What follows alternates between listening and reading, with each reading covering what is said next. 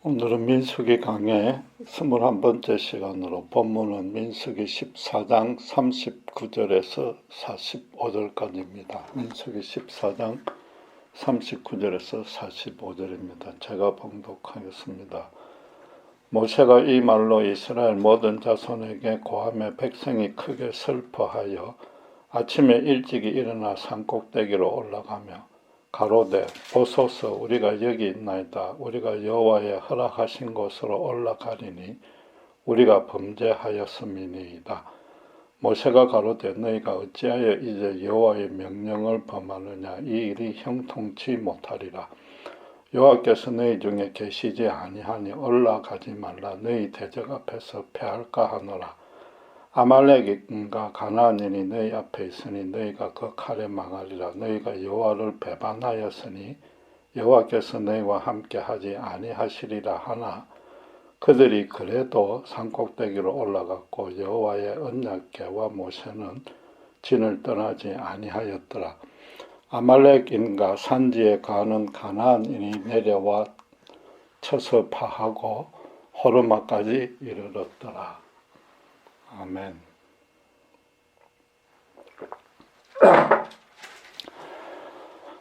하나님은 당신을 거역한 이스라엘을 그들의 말이 당신의 귀에 들린 대로 심판하겠다고 선언했습니다. 그 문자적인 의미대로가 아니라 평소의 생각까지 꿰뚫어 보시고 당신의 뜻에 맞추어서 당신만의 절대적이고 완전한 방식에 따라 형벌을 주시겠다는 것입니다.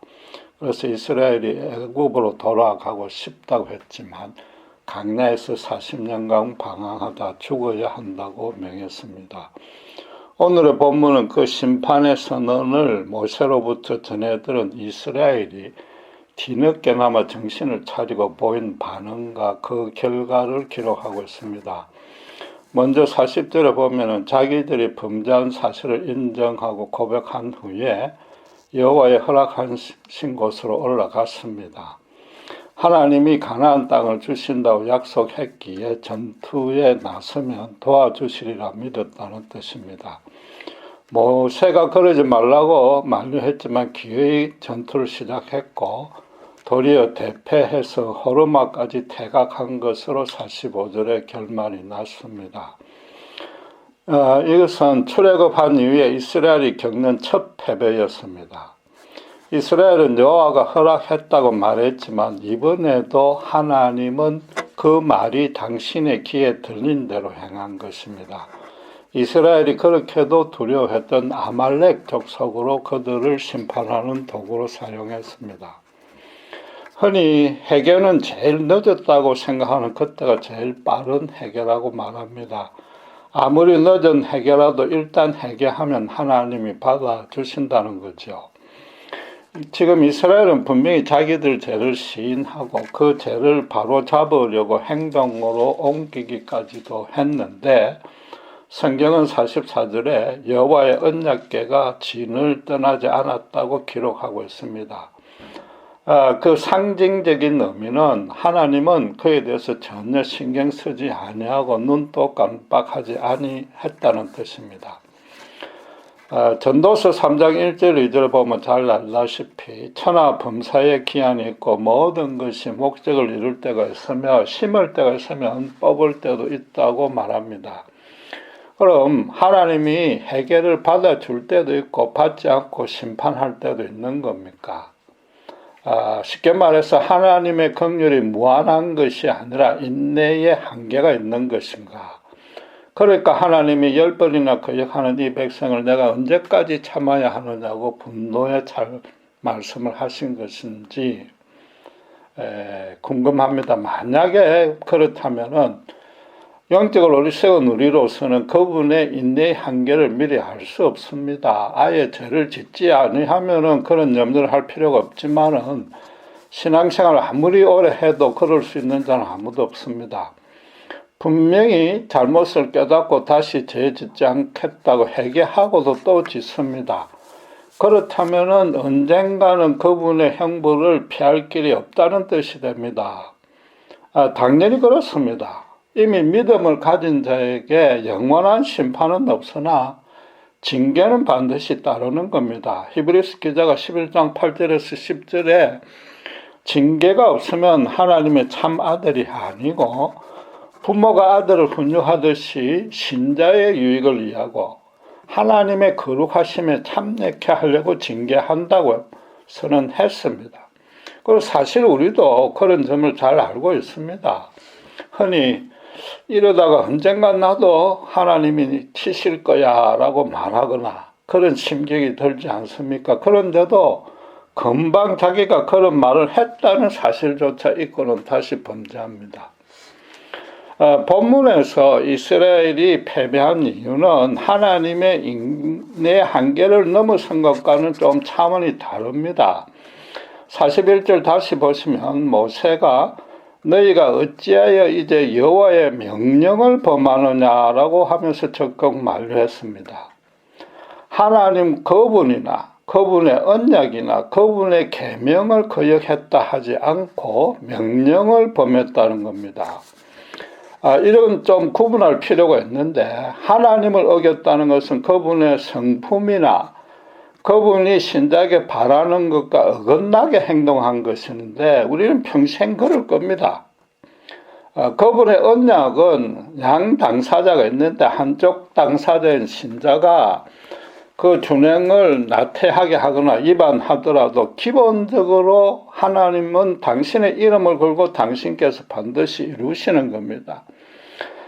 이 거역에도 불구하고 가나안 땅을 새 세대에게 주셨지 않습니까? 그분의 계명은 예를 들면 이웃을 내 몸처럼 사랑하라는 그런 것인데 이건 영적인 원리입니다. 종종 삶에 어떻게 구체적으로 적용해야 될지 모르는 수가 많습니다. 우리가 이웃 사랑을 매번 누구에게나 똑같이 걸을 수 없습니다. 거기다 내 몸처럼 사랑하는 경지까지는 못 가고 나름 자기만의 방식으로 섬깁니다.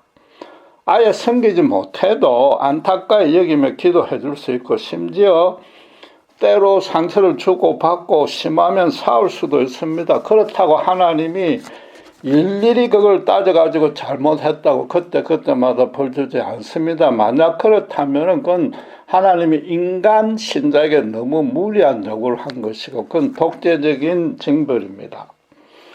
하나님은 지금 어떻게 말합니까? 25절에 보면은 너희는 내일 돌이켜 홍해 길로 하여 강야로 들어갈지니라 라고 명령했습니다. 구체적으로 시간, 날짜, 장소, 행동을 가르쳐 주었습니다. 이건 다시 생각해 볼 필요 없이 그대로 실행해야만 되는 겁니다.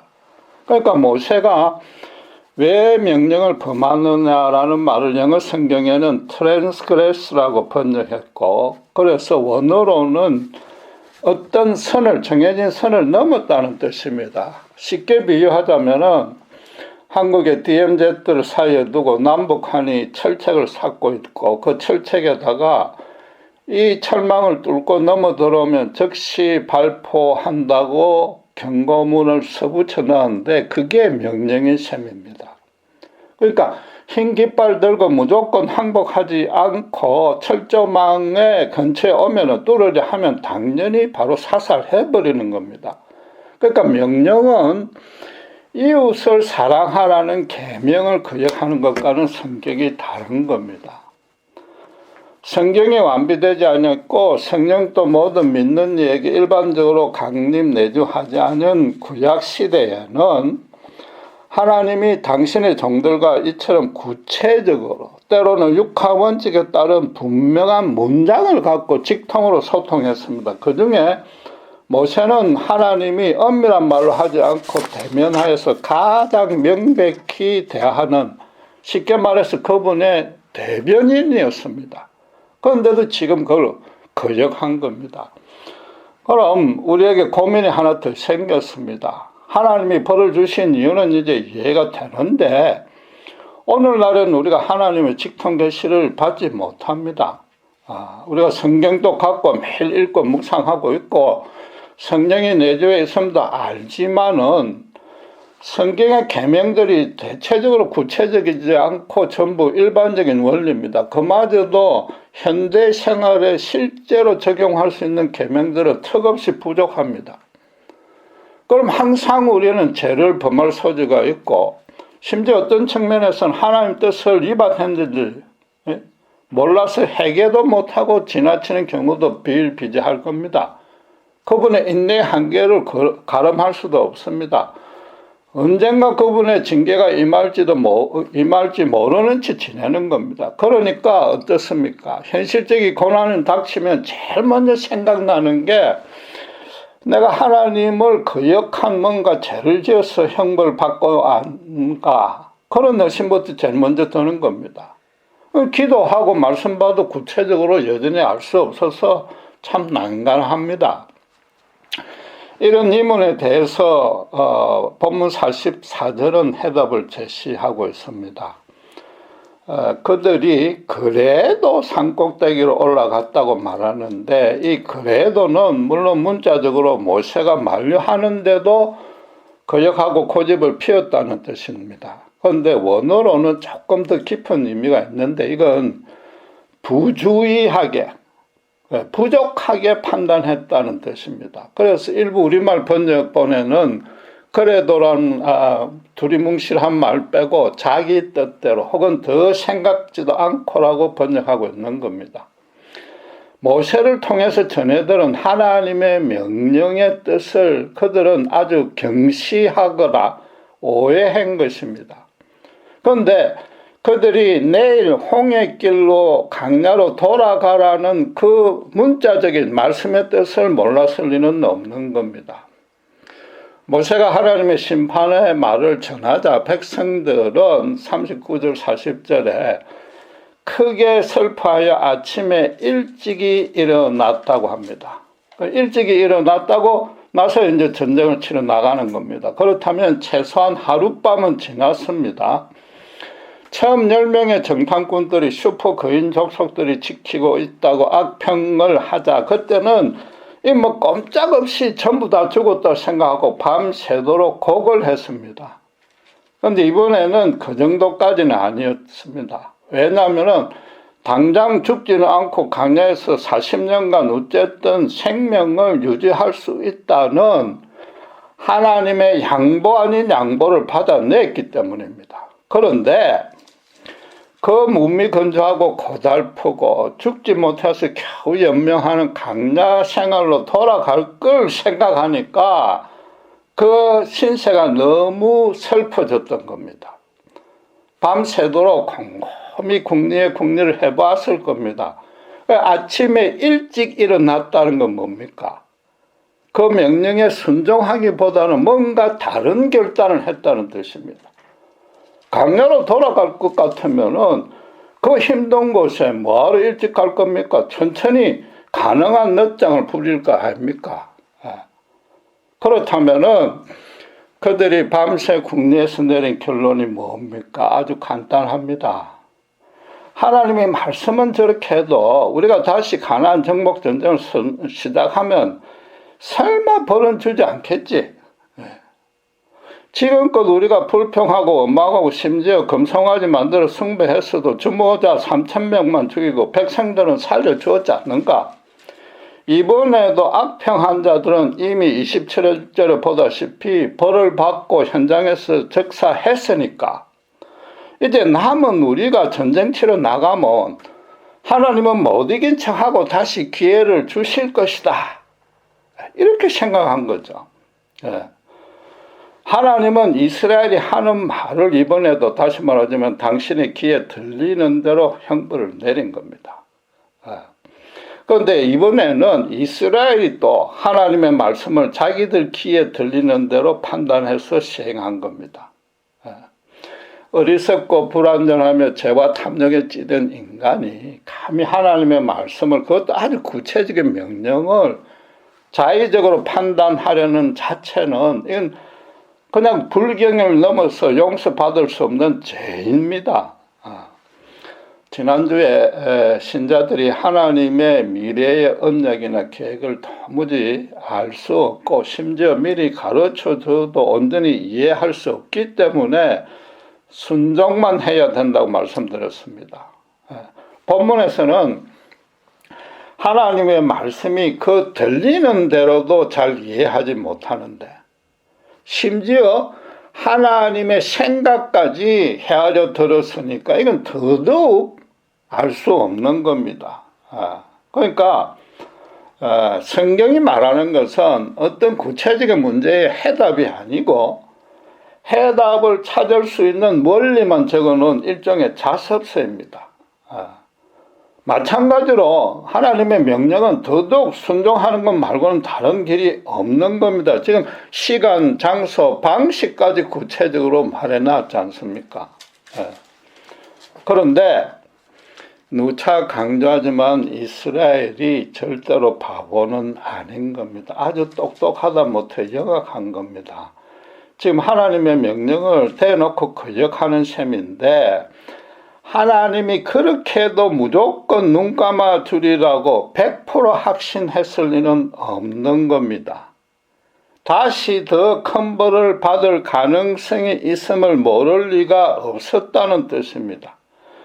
그런데도 그들은 29절 30절의 말씀대로 20세 이상 여호와를 원망하는 자는 가나안 땅에 결단코 들어가지 못하고 뭐라고? 시체가 강야에 엎드러질 것이다 했으니까 그 말씀에 온 신경이 집중된 겁니다. 그게 무슨 뜻입니까? 강야에서 그렇게 죽거나 가나안 전쟁에서 죽거나 하나님의 심판을 받아서 여기서 바로 죽거나 어차피 마찬가지라는 결론을 내린 겁니다.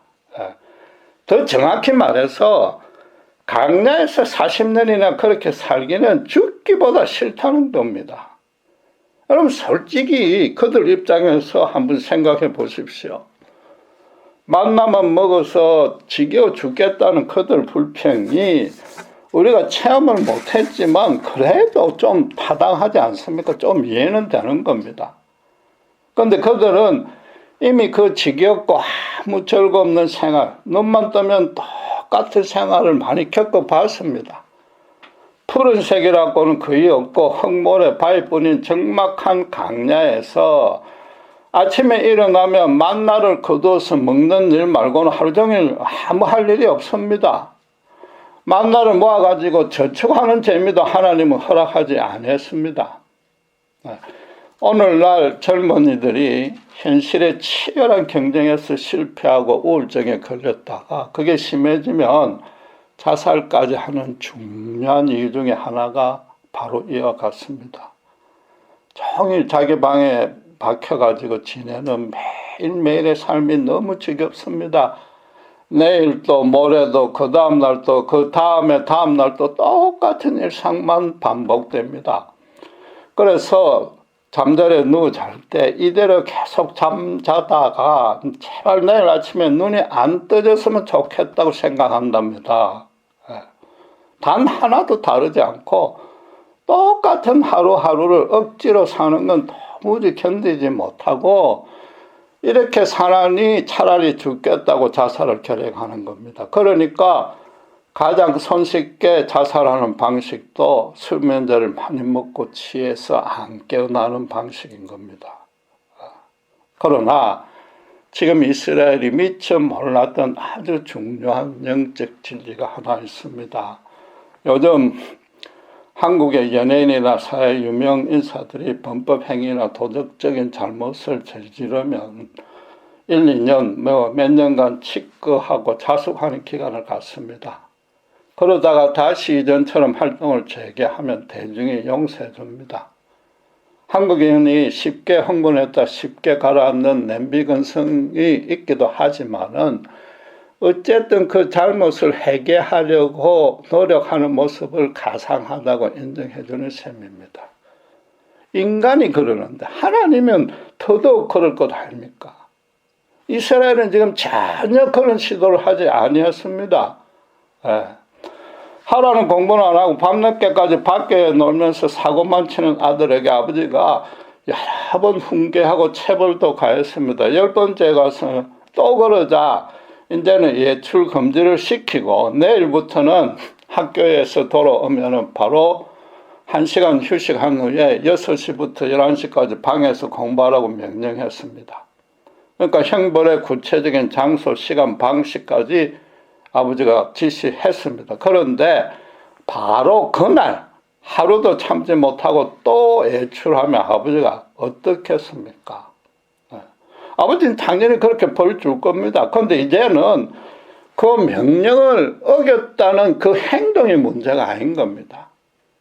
자식의 마음에 아버지가 아버지로서 위치하고 있지 않는 겁니다. 죄송한 표현이지만 아버지를 지나가는 강아지 취급도 아니한 겁니다. 강아지가 짖으면 그래도 겁이 나서 피하기라도 하지만 아버지 말씀을 완전히 무시한 겁니다.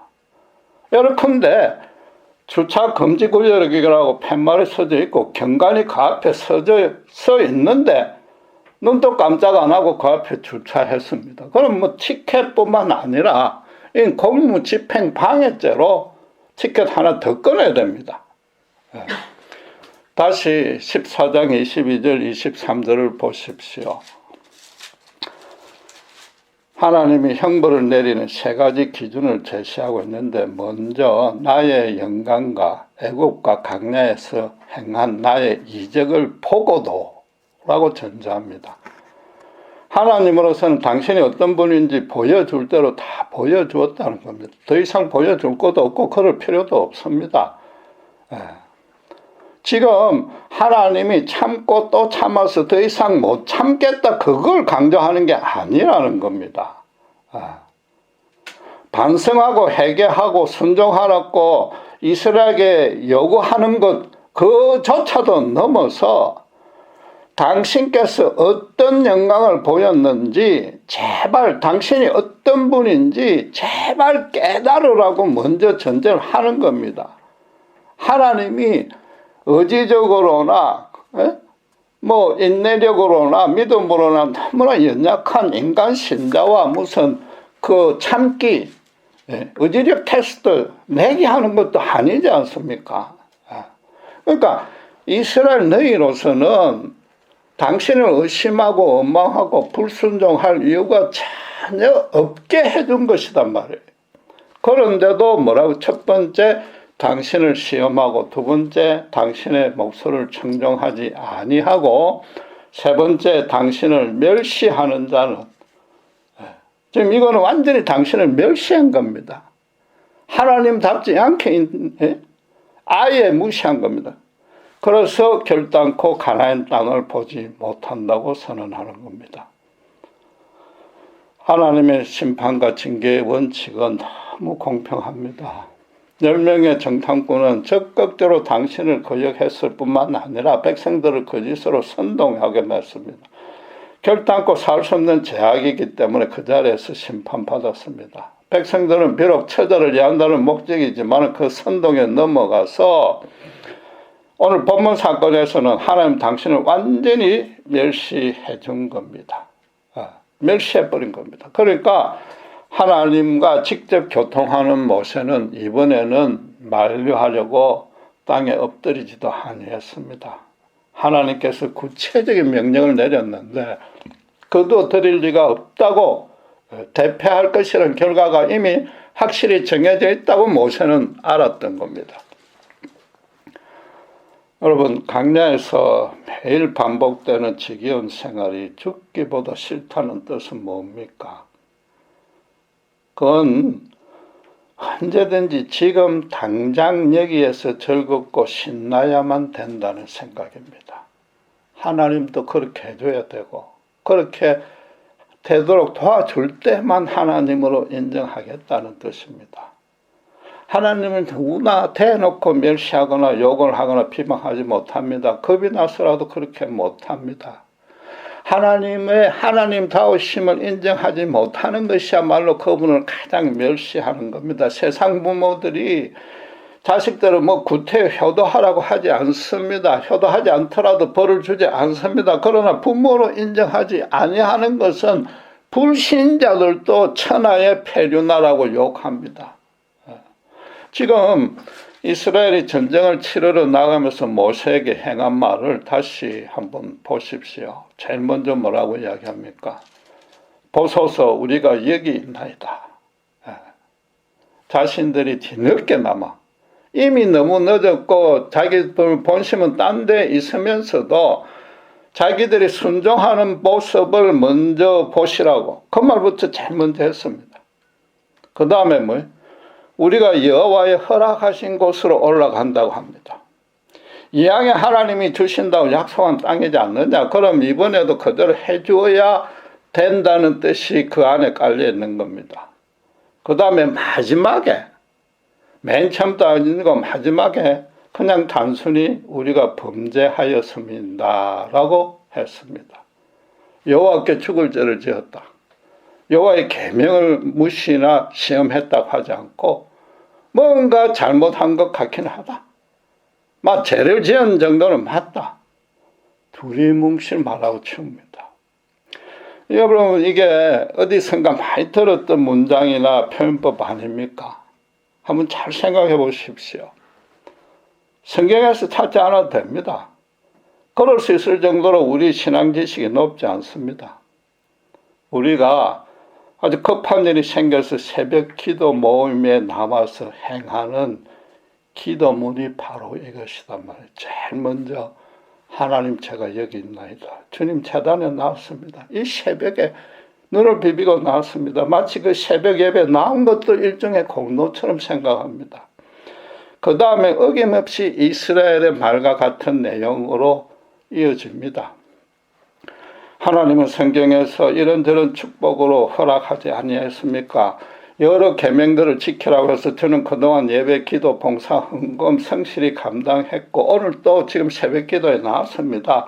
그런데도 왜 저에게 이런 고난을 허락하십니까? 이런 고난을 허락하신 걸 보니까 뭔가 제가 하나님께 잘못한 것 같습니다. 앞으로는 죄 안 짓고 착하게 살고 교회에 더 충성할 테니까 고난을 빨리 끝내시고 허락한 복을 주시옵소서. 우리도 구체적으로 육하원칙에 따라 회개하지 않습니다. 평소에 순종하는데 게으르니까 무슨 죄를 지었는지 모르는 겁니다. 단지 고난에서 구출받는데 뭔가가 제일 창해가 될 것 같으니까 일단 그렇게 말하고 보는 겁니다. 그리고 앞으로 공수표가 될 것이 뻔한데도 점수를 더 따려고 다시 헌신하겠습니다. 그런 서약을 더 붙인단 말이에요. 여러분 급한 일에만 기도한다는 것도 물론 당연히 그래 해야 되지만 그 뜻은 뭐냐 하면은 지금 당장이 너무 고달프고 힘들다는 뜻이단 말이에요. 가데스 바네아의 이스라엘이나 오늘날 우리나 하나님 무시하기는 똑같습니다. 하나님이 과거 현재뿐 아니라 미래까지도 주관하십니다. 아니 미래는 당신의 언약으로 이끌기 위해서 그 미래를 위해서 지금 현재를 조성하고 계시는 겁니다. 그런데도 이 현재가 괴롭다고 벗어나려고 하면은 하나님이 마련해 놓은 미래를 내 발로 걷어차겠다는 겁니다. 당신의 선물을 거부하는 만큼 당신을 멸시하는 일은 없는 겁니다. 그리고 그 반대도 성립합니다. 지금 현재 풍요하고 안락하니까 최소한 큰 고난이 없으니까 미래에도 풍요하고 안락하겠거니 최소한 큰 고난이 없으리라고 여깁니다. 10번이나 나를 시험했다고 하나님이 분노한 게 단순히 인내의 한계를 넘어섰다는 뜻이 아니라는 겁니다. 그동안에 10번이나 큰 심판 없이 넘어갔으니 이번에도 당연히 그러리라고 함부로 속단하지 말란 말입니다. 하나님의 계명이든 성경이든 현재 일어나는 일이든 내 귀에 들린 대로 판단하고 그분의 미래의 언약을 무시하지 말라는 그런 뜻이단 말이에요. 거기다가 지금까지 애국과 강야에서 베푼 이적은 이스라엘을 탈출시키고 생존시키기 위해서 필요 불가결했던 일입니다. 하나님이 그들 선조와 맹세했고 또 강야로 이끈 것도 하나님입니다. 어폐가 있는 표현이지만은 하나님 쪽에서 지켜서 보호해줄 책임과 의무가 있었던 겁니다. 그러나 지금 가나안 땅으로 들어가는 건 전혀 다른 차원의 문제입니다. 이스라엘이 하나님을 시험하거나 청종하지 아니하거나 그 명령을 무시해도 다시 기회를 줄 수 있는 그런 맥락이 결코 아니라는 겁니다. 지금까지는 하나님이 당연히 보호했지만 지금부터는 이스라엘이 피의 언약식을 거행했듯이 목숨 걸고 실제로 전쟁을 감당해야 되는 겁니다. 자기들이 그렇게나 염려했던 처자들과 후손을 위해서라도 그 땅에 하나님 나라를 건설해야 되는 겁니다. 예수님은 마태복음 11장 12절에 세례 요한의 때부터 지금까지 천국은 침노를 당하나니 침노하는 자가 빼앗느니라고 선포했습니다. 메시아로서 공사역을 시작하는 첫 메시지가 회개하라 천국이 가까워졌다 였습니다. 그런데 이제 얼마 안 있어서 당신께서 십자가에 죽고 부활하심으로 그 천국의 완전히 가시적으로 실현될 겁니다. 그리고 그 은혜 안에 들어가기를 적극적으로 열정적으로 소망하고 실천하라는 겁니다. 당신께서 공평과 정의로 통치할 새 시대가 열렸으니 그런 자만이 새 시대를 살아갈 수 있고 그런 자격이 있다는 겁니다.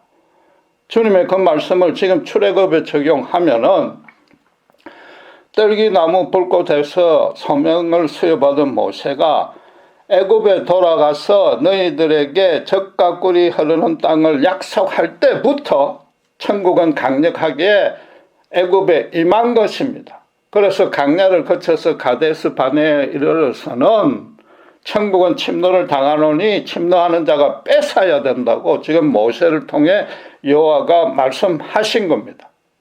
이스라엘은 그 말씀에 전혀 청종치 않고 지금 당장 여기서 안락하게 해줘야만 되고 그러지 아니하면 여호와로 인정하지 않겠다고 버틴 겁니다.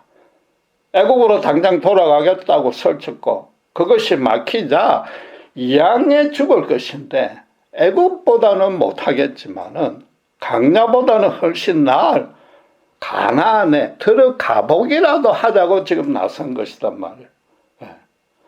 가나안 땅에 세워질 천국을 침노할 의도는 전혀 없었고 지금 당장 고통스러운 거 아니 조금만 불편한 거 그것 하나 참지 못하겠다는 뜻인 겁니다. 하나님에게 인내의 한계가 없는 것은 절대적인 진리입니다. 아무리 늦은 해결도 진정한 해결을 하면은 그건 제일 빠른 해결입니다. 그걸 어떻게 확신할 수 있습니까? 예수님의 십자가 죽음을 보면 알 수 있는 것 아닙니까? 하나님만이 하실 수 있는 인내자, 긍휼이자, 사랑이자, 은혜입니다. 예수님이 만약 인간이었다면 십자가에 오를 리도 없지만 그 전에 빌라도 법정에서 죄송하지만 합병 걸려 죽었을 겁니다. 제자들이라고는 단 한 명도 없고 수제자는 당신이 예고한 대로 3번이나 스승인 당신을 저주하면서까지 부인하는 꼴을 보고 어떤 인간이 그것을 견딜 수 있겠습니까? 만약에 이스라엘이 일단 강야로 들어가서 40일 금식 기도하며 정말 순전한 모습으로 자숙 기간을 가졌다면 하나님이 어떻게 했겠습니까?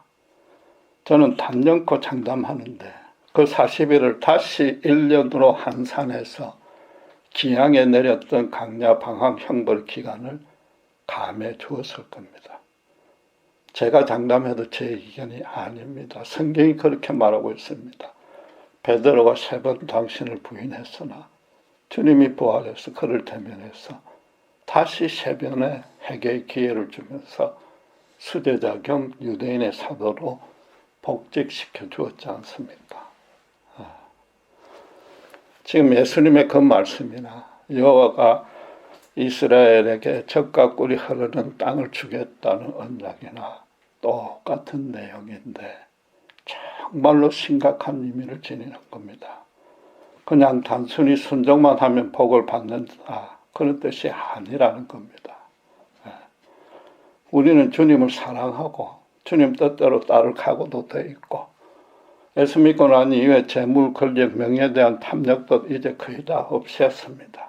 그러나 가연 젖과 꿀이 흐르는 땅을 적극적으로 침노해서 차지하려고 하는가 말이죠.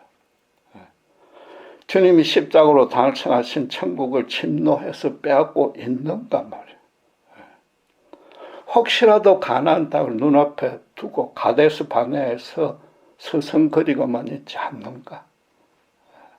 분명히 우리가 순전한 믿음으로 성실히 신앙생활을 하는 것은 맞는데 혹시라도 지금 당장 여기서 큰 문제만 없으면 나쁜 일만 안 생기게 해달라는 의도로 신앙생활을 하고 있지 않느냐, 그걸 따져봐야 된다는 겁니다. 또 지금은 시간과 여유가 없어서 그렇지만 앞으로 더욱 선하게 살고 좀 여유되면 주님의 일도 적극 참여하겠다라는 사람 많습니다. 그 의도는 좋아하나 그건 아무 의미가 없습니다. 엄밀히 말해서 하나님을, 예수님의 십자가를 멸시하는 뜻입니다. 여전히 현재의 상황을 갖고 자기 미래를 자기가 판단하는 겁니다. 결국 미래에도 큰 어려움이 없다면 그때 가서 헌신하겠다는 것은 여전히 지금 당장 여기서 알닥이 목적인 신앙이 된다는 겁니다. 하나님은 이스라엘을 야단치면서 첫째로 전제한 것이 너희는 지금 이미 당신의 영광을 볼 대로 다 보았다는 겁니다. 그 다음에 애국과 광야에서 이적들, 그 어려움들은 가나안으로 가기 위한 필수 과정일 뿐입니다. 그렇다면 가나안에서 들어가 그 땅을 차지하라는 이유는 그곳에서 당신의 영광을 열방에 비추라는 겁니다. 지금 명령에 청종했느냐, 단순히 그걸 따질 문제가 아니란 말입니다. 천국을 침노해서 차지하라는 뜻도 예수 믿고 구원 얻으라는 정도가 아니란 말입니다. 하나님 본체이신 당신께서 우리 대신에 십자가에 죽고 부활하심으로 우리의 천국은 미래에 하늘에 이미 확정되어 있습니다. 이제 우리가 이 땅에 천국을 침노시켜서 실현시킬 차례입니다. 주님이 그래서 뜻이 하늘에서 이루어진 것 같이 땅에서도 이루어지게 해달라는 기도부터 항상 제일 먼저 하라고 가르친 겁니다. 십자가 고난에 이미 들어온 우리는 그 확보된 미래가 지금 이 땅에 나의 현실과 삶에 적극적으로 작동되도록 해야 됩니다. 물론 신자라면 당연히 현재 한난을 붙들고 새벽 기도 나와서 무조건 기도해야 됩니다. 그러나 지금 이스라엘은 그마저도 하지 아니했습니다. 그러나 신자는 그걸로 거치면 안 된단 말입니다. 이 땅에서부터 주님의 그 거룩한 통치를 날마다 순간마다 누리고 천국 안에 살고 있는 이 큰 영광을 나를 통해 주변에 비춰내게 해달라고 그런 기도부터 해야 되는 겁니다. 이 시간 우리 모두 우리 자신의 믿음을 재점검해 보기를 원합니다. 아무리 회개의 유효기간이 없어도 진정한 회개를 매번 해야 됩니다. 늦추지 말아야 됩니다. 오늘만큼은 윤리적이고 종교적이고 영적인 죄를 떠나서 더 근본적으로 우리 자신의 믿음을 살펴보기를 원합니다. 혹시라도 나쁜 일만 생기지 않게 해달라는 생각으로 천국을 적극적으로 침노해서 내 주변에 실현시킬 생각은 없이 나쁜 일만 막으려고 액대만 하려고 신앙생활을 하고 있는지 살펴봐야 됩니다. 하늘의 천국이 확보되어 있고 그곳에 이를 동안에 주님이 땅과 하늘의 권세를 갖고 언제 어디서나 함께 해주신다고 약속한 겁니다. 그렇다면은 이 땅에서 천국을 침노 못할 이유는 전혀 없는 겁니다. 무엇을 더 이상 염려하고 주저하고 계시느냐 말이죠. 기도하겠습니다. 하나님 아버지, 오늘 감사합니다. 우리의 모든 신앙생활은 하나님의 계명에 순종하면 복받고 순종하지 아니하면 뭔가 벌을 받는다는 너무나 율법적인 수준에 머물렀습니다. 하나님이 우리의 인내력, 의지력, 행동하는 모습만을 지켜보며 일일이 벌 주려고 지켜보는 것이 아닌 줄 깨닫습니다. 주님 말씀처럼 천국을 침노해서 차지하고 하늘에서 뜻이 이루어진 것 같이 이제는 땅에서 이루어지기를 가장 먼저 소원하고 기도하라고 했습니다. 하늘의 천국은 이미 보장되어 있기에 그 하늘의 천국을 이 땅에 심어 하나하나 더욱 확장되도록 하늘의 보물을 이 땅에 심는 신앙생활을 할 수 있도록 저희들을 바로 세워 주시옵소서. 저희들을 보는 자를 통해서 저희를 통해서 하나님의 영광이 어떤 방식으로든 조금이라도 우리 주의 미혹한 영혼에 비춰져서 영혼의 찔림이 생기는 그런 일에 쓰임받도록 저희들을 들어 사용하여 주시옵소서. 이 놀랍고 큰 영광, 큰 권능 놓치지 아니한 우리 모두가 되게 해 주시옵소서. 감사합니다. 우리 주 예수 그리스도 이름으로 기도드렸습니다.